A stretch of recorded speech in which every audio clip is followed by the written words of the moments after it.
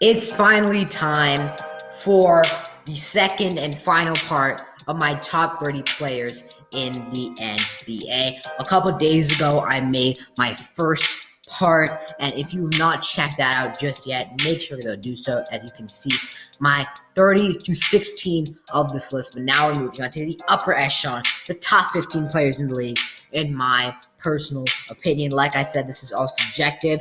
You are supposed to disagree. It's not like you can disagree. You are supposed to disagree because no same person has the exact same list. Now, this is going to work slightly differently. I have 3 comparison slides. Players that I put next to each other that are so similar. There's literally no right or wrong answer, and you can go either way. I'm going to kind of compare the two in like a little quick, brief comparison of the two of why I think who is better. So be on the lookout for that. And yeah, I mean, before we start, in the last month, it turns out about 90% of you guys watching aren't even subscribed to the channel, which is a lot. So if you can hit the red subscribe button if you haven't already, it'll really help out the channel. And yeah, I know you guys want me to get to the list, so I'm not going to waste any of your time. We're starting this part a little bit interesting with number 15, James Harden. James Harden has kind of been unanimous in the past couple of years for being a top 10 player in the NBA in Houston and Brooklyn, but specifically this season, he has had his worst season in a while. However, that's still a top 15 player in the league. That's just how good of a player James Harden is. He's averaging about 22.5 points, 8 rebounds, 10 assists, leading the league in turnovers with 5 a game. His least efficiencies in a while, only 41% from the field, 34% from 3. He's not playing great defense, but the newly acquired Sixer has struggled recently, but his first couple games, we saw the potential. He's kind of iffy.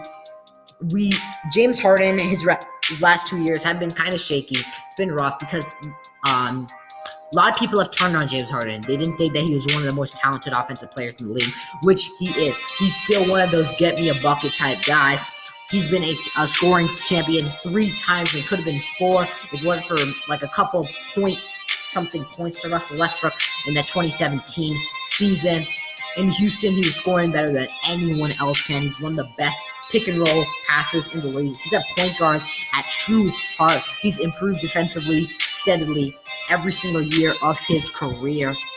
However, the reason why I have him slightly lower than a lot of other people in the NBA community do is because simply these last 2 years. I mean, last year, he did not have his best season, and he didn't play the best in the playoffs. He's constantly shown this.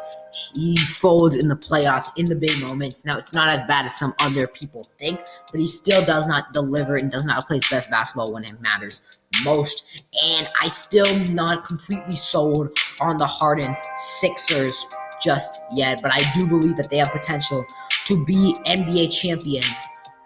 But until they prove that, until James Harden proves that he can go back to a top 10 player in the NBA, I'm keeping him at number 15.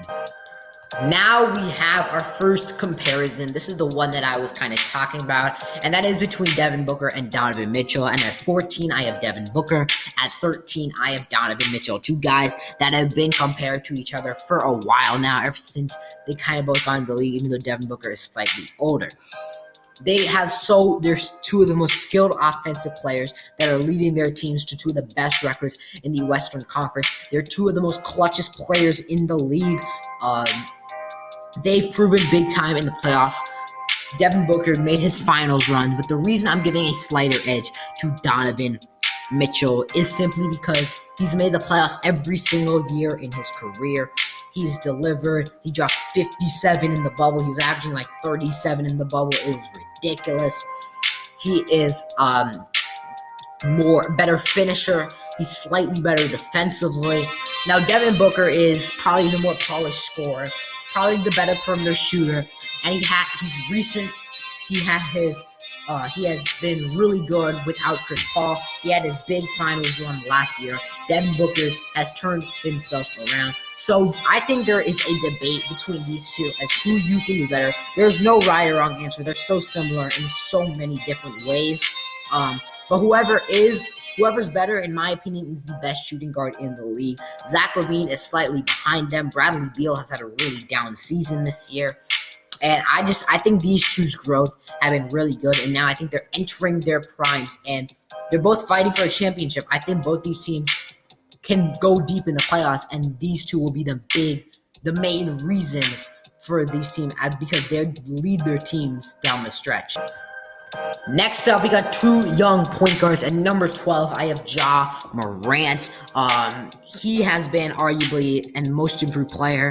Some people even say MVP, but I've seen a lot of top 10 discussions with Ja Morant, and it kind of shocked me to say the fact that he is not a top 10 player in the league. And I know that's going to upset a lot of people because Ja Morant might be the hottest player in the league right now. Like, he has some of the biggest fan bases, but so does Trae Young. Trae Young had a crazy playoff run in the playoff last year. He's a one-man show on the offensive end. I think he's one of the best scorers in the NBA. His efficiency has improved from time to time. And the Hawks, yeah, they are kind of fighting for a play-in, but they dealt with COVID literally for a lot of the season, more than any other team. The Celtics and the Wolves, two teams that dealt with a ton of COVID-related stuff. Howard Trae Young led the team through that. It's not just him. The team has not been really good this season. He's dropped like back-to-back 40 pieces and wins. He's clutch. These two are they're both great playmakers. Leadership for such a young age is incredible. And if you want to give it to Ja Morant, the skill sets are so different. Ja Morant is one of the best finishers in the NBA. Trae Young is one of the best long ball shooters in the NBA. Trae Young and Ja Morant have really good playmaking. Trae's is slightly better, but Trae Young is probably one of the worst defensive players in the league. And Ja Morant is not exactly a positive on that end, but he's still pretty solid on that. And I think Trae Young has the edge on offense by a pretty good margin. And I think Ja Morant has the edge on defense by a pretty good margin. They both do a ton of things, and they both are two of my favorite players in the NBA. I love watching both these guys operate. Both these guys have potential to be in your top 10. If you say that, I cannot be that mad at you, because these two are going to be dominating the league for years to come, and I'm going to love every second of it. Entering our top 10, a little bit of controversy. Like I said, if you know, I am a Celtics fan, and I try to be as least biased as possible. Number 10, I have Luka Doncic. Number 9, I have Jason Tatum. This is basically a debate. I think this is one of the more not talked about debates, but these two guys are two of the biggest young stars in the league. Luka has been one of the best scorers, playmakers, even though I think he's slightly overrated on that end, but I think he's one of the most talented offensive players ever since he's gotten into the league. And Jason Tatum, at the beginning of the season, he does not deserve to be here, but he's been the hottest man in the league for the last 3 weeks. The last month, Jason Tatum, every single year, he boosts his production post All-Star break. I've seen it every single year. Something about as soon as it passes his birthday, because he turned, 24, and he's been amazing since he's turned 24. Look at the statistics ever since he's 24 years old. It's been incredible. Luka Doncic, look at his statistics since his 23rd birthday. Also incredible. Two of the hottest players in the league right now. Two of the most best scorers. The reason I give a slight edge to Jason Tatum, unlike most people, and trust me, I am not biased. I recognize Luka's greatness. I recognize that Luka could be one of the better scorers in NBA history, and he's climbing his way up the ranks. The reason I give a slight edge to Jason Tatum is because his defense is criminally underrated. His rebounding is also slightly better. Defensive rebounds are great. He's been really clutch. So is Luka, but I just think the slight edge on defense gives him that. And I think he's as good of a scorer. I think Jason Tatum and Luka Doncic, I think Luka Doncic is probably more polished and he's slightly more efficient, but they both have the ball in their hands and they both can do so much with it. I just think Jason Tatum has a slight edge on the defensive end. So I think, personally, undoubtedly, I think he's a top 10 player in the NBA. Jason Tatum, Luka Doncic, Trae Young, Ja Morant, these four guys are just neck and neck. They both are four of the brightest young stars in the NBA, and you can order them in any order you want. I put him in the order as Tatum is the best. Then you go Luka. Then you go Trey. Then you go Ja. But it could even be the opposite way around. Just it really depends on whose opinion you are asking for. I know a lot of you guys are probably going to say Luka over Tatum, but this is just my opinion. It's my list, and I'm going to have to say Jason Tatum over Luka Doncic for this list. Now moving on to number 8, we have Kyrie Irving, one of the most talented scorers in the NBA, one of the veterans of the league, and has been one of the clutchest performers ever since he's entered the NBA. I don't think he gets enough buzz for this top 10. A lot of people don't consider him a top 10 player in the NBA. I just think that is completely false. As a Tatum fan, I can say that Kyrie's right now, skilled-wise, is better than Tatum. And I know a lot of this, it goes with his off-the-court stuff, and you only get half of him. But look at Kyrie. I mean, he had a 50-40-90 season last year, averaging 27 a game. He has the best handles in the NBA. He's one of the clutchest shooters. He's one of the best shooters. He's improved defensively. He's a good playmaker.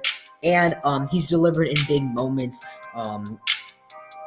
His leadership and his stint in Boston was not the best, but he was not the biggest problem with that. People blame Kyrie for Boston's downfall, and now they're at the top again. But people blame Kyrie for Boston's downfall. That is simply just not the case. That game, the series that they lost to the Bucks, the last series, Kyrie's last season as a Boston Celtic, Tatum scored like 12 points on like 30% shooting.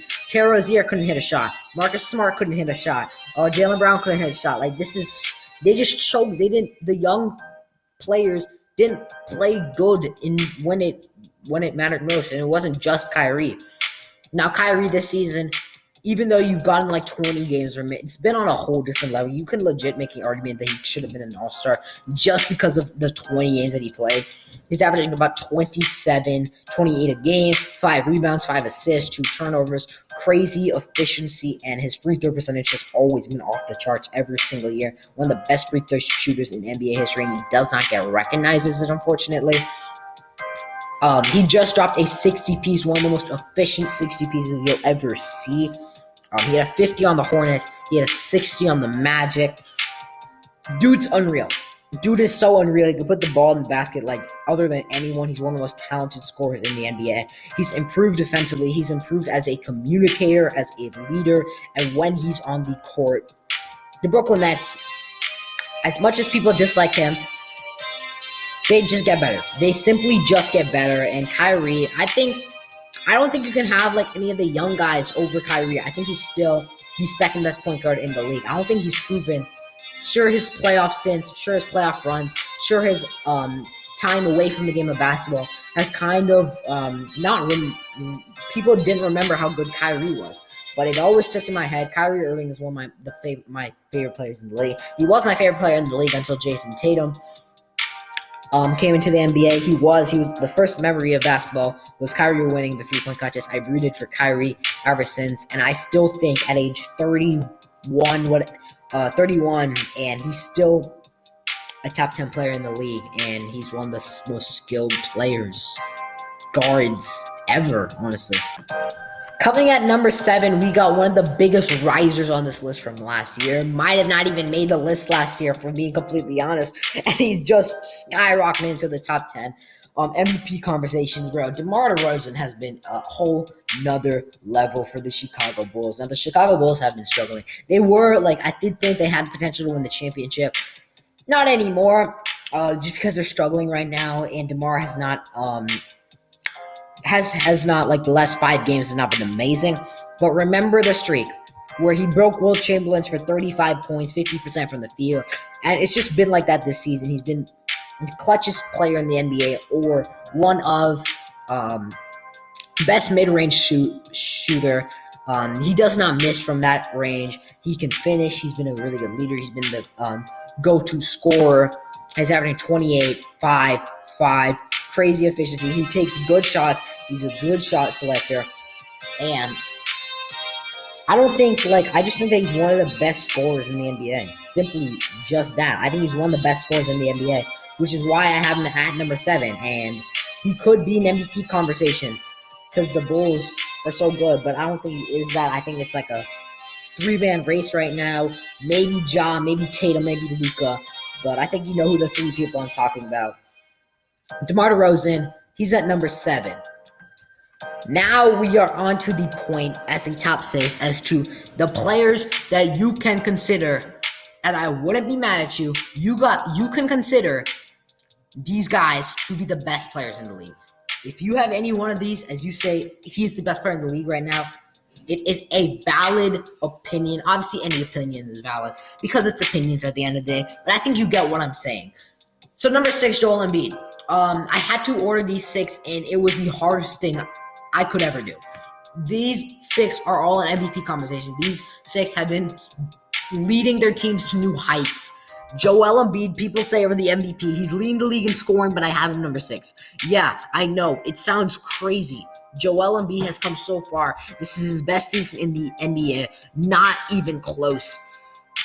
About 30 and 11, 4 assists, which is, he's really improved as a playmaker. Great efficiency, and he's still one of the best defensive centers. I don't know. I mean, I don't know how he's not top 5, but he just isn't, in my opinion.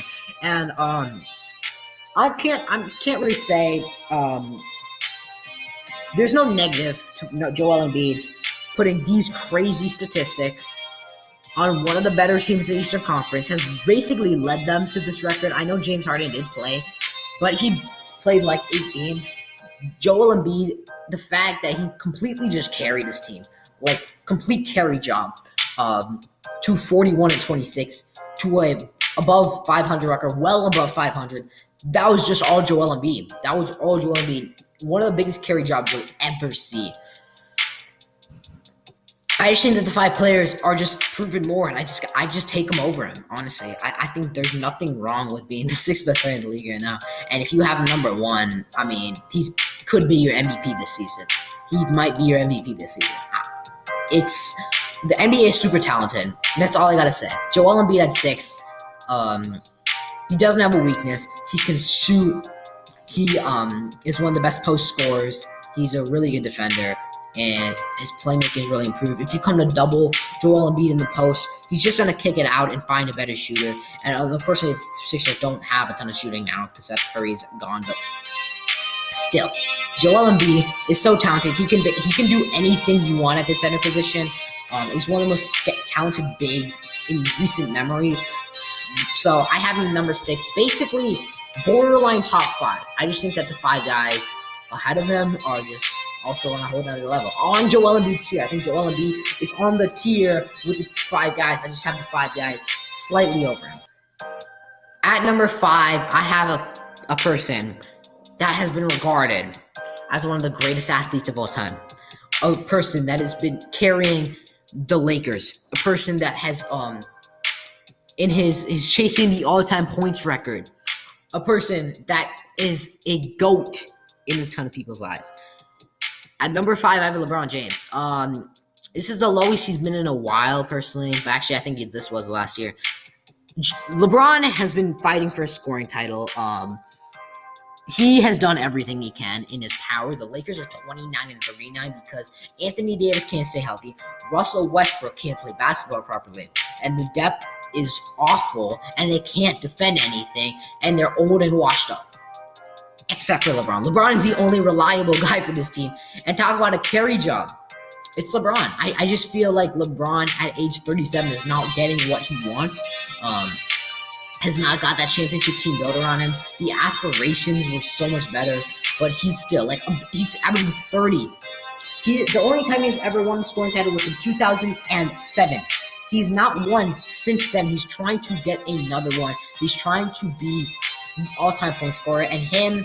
I mentioned Joel Embiid is averaging 30. Giannis is very close. Kevin Durant is very close. This is going to be a dogfight for the scoring title. And I'm here for it. I just want to track it. I mean, I know March Madness is going on right now, so I'm not going to watch every game, but March Madness is more important. He is one of the greatest players the game's ever seen. And at 37, to be a top 5 player in the league, at 37 to be what he's doing right now is absolutely remarkable. And he is still one of the best playmakers, one of the best leaders. And in the playoffs, if the Lakers make it there, if he can do something miraculous with this Lakers roster that we've never seen or barely seen, that is that 8-1 upset and that crazy playoff run with the Lakers, because they're basically like they're going to be a play-in team. If he can do something miraculous, he could be number one still without a doubt. One spot above him at number 4, I have Wardell Stephen Curry. He had a slump earlier in the season, but I'm not gonna. He's the greatest shooter of all time, averaging 25, 5, 6. Early in the season, I thought he was my pick for the best player in the league. He slightly dropped since then just because of his slump, but this season he's still been really good. The Warriors are still one of the best teams in the league, and he's still been absolute assassin, absolute monster. And his defense has really improved. His playmaking has improved, leading the Warriors to, after kind of a disappointing season last year from being in the play-in, even though I know they didn't play. Kind of disappointing. The Warriors are now back on track. They're a playoff team. They're a top 4 seed. They're fighting for a championship. Klay Thompson, Draymond Green are back. The big 3 is back, and you know what that means. Top 3, reigning MVP Nikola Jokic at number 3. This season, Jokic has been absolutely unreal. A couple seasons ago, Jokic was being very passive. I was saying that Jokic, with how skilled of a post player he is, with how skilled of a basketball player he is, him not taking as many shots, him only averaging 20 a game. This is his first All-Star appearance. He could be at least averaging like 22. He could be more dominant, and he's up that. The last 2 seasons, he's done that. The last season, when he did that, he won MVP, and the Nuggets have been missing Jamal Murray, Michael Porter Jr., their two other best players, and the bench has not been amazing. He has been carrying this team. He's been one of the best fourth quarter players this season. I still think he's the best passer in the league, which definitely deserves the top 5 or top 3 spot. Scoring, super efficient, leads the league in PER, and that's math. I just gotta give Jokic his props. He has been leading this Nuggets team to a record that they shouldn't be at. They shouldn't be out of the play-in in the Western Conference, but they are, and that is just a testament to how good of a player Nikola Jokic is. He is climbing up, and personally, he is my MVP pick right now. It could be LeBron. You could say Steph. You could say JoJo. You could say Giannis. You could say Ja. The MVP race is stacked right now. But my number 1 is Jokic. And this just how much he's done with how much little help he's gotten. No disrespect to the Nuggets bench. At number 2, the Finals MVP, Giannis Antetokounmpo. You read the statistics. He's probably, in my opinion, he is the best finisher of all time. Yeah, that might be somewhat of a hot take, but I don't think it is. I don't even think it's even that hot take. There's no one that can just bulldoze to the rim at will like Giannis. So I think he's the best finisher of all time. He's averaging 30 and 11. He's super dominant. He works his butt off. He works hard every single possession, and that's what I love about Giannis. He never gives up, and with Giannis on the court, he always plays hard. Defensively, he could be your defensive player of the year for the second straight time, and I can say, personally, I think it might be biased. I think it should be Celtics, Robert Williams. However, Giannis, he's probably going to win the defensive player of the year, and with him leading the Bucks to NBA championship, him widely being regarded as one of the best players in the world, or the best player in the world, he stays at that level. He is my number 2. But at number 1, I got Kevin Durant. Yeah, he's been injured for a little bit of this season, but I got reminded, and I debated on this. I really wanted to give it to Giannis. I really wanted to give it to Jokic. I just got to give it to Kevin Durant. He's one of the greatest scorers the game's ever seen. We've never seen anything like him. He's the Slim Reaper, can put the ball in the basket better than anyone. Defensively, he's improved, and with him on the court, the Nets have been so much better this season. They fell off a cliff to the 1 seed to like the 8 seed without Kevin Durant, and they're back up. They're climbing back up. averaging about 29, 7, and 6. His playmaking has really improved.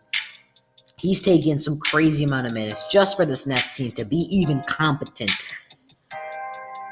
I mean, Kevin Durant is kind of unreal, and until proven otherwise, I think he's the best player in the world. And that's it. That's my pick. Those are my top 30 players in the NBA. Let me know if you enjoyed. Let me know in the comments what you agree or disagree with. I would love to hear it. Thank you guys so much for watching. I really appreciate it if you watch this entire video or watch my last video. That's like 50 minutes in total. I really appreciate it. And yeah, thank you for watching. See you next time. Peace.